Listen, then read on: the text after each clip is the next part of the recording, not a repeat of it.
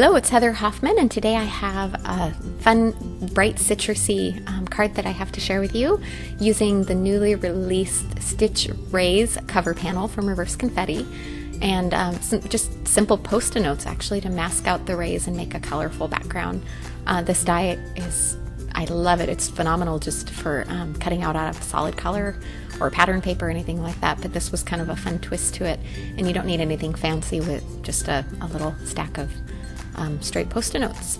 The three colors I've chosen to use for this is Buttercup, Peach, and Pistachio, and something about the blend just feels bright and summery.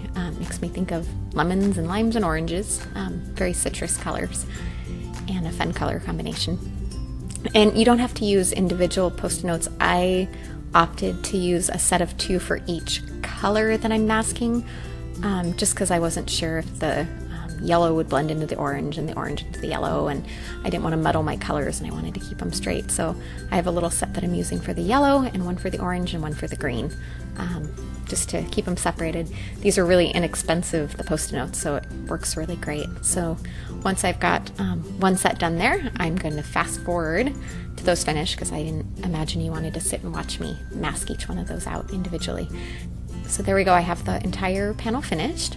Now I'm going to add, using the same color of inks, I'm going to add some flowers using another new release called Tall Blooms.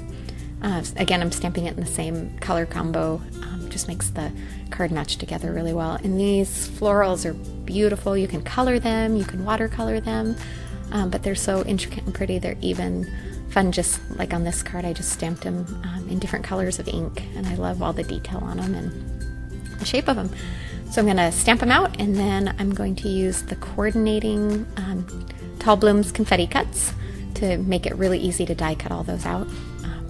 The dies are really easy to line up, you can see on there, and I use a little bit of Post-it tape to hold it in place. And fast forward again, and now I've die cut those all out, and I'm going to layer them right in the center of that sunburst area. And I've grabbed a sentiment from that same set, the Tall Blooms, and I'm going to heat emboss it in white on some Midnight cardstock. I keep a little strip of this on hand I love using it for sentiments. So I have some embossing ink. I'm going to sprinkle on my white powder and heat set, and then you could cut this with a banner or another shape, but I'm just quickly going to use my paper trimmer and trim it into a straight shape. This panel of the Midnight cardstock is the same width as my card front and also as the Stitch Rays cover panel, so it makes it really easy to put it on there as a panel and a strip across the front of the card. So I'm planning my placement there, and then I'm going to attach my blooms with some foam adhesive.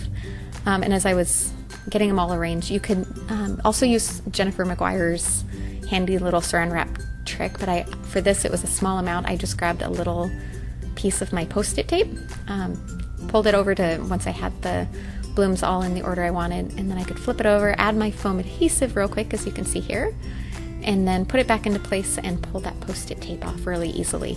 That way I didn't have to worry about anything slipping and sliding where I didn't want it to go.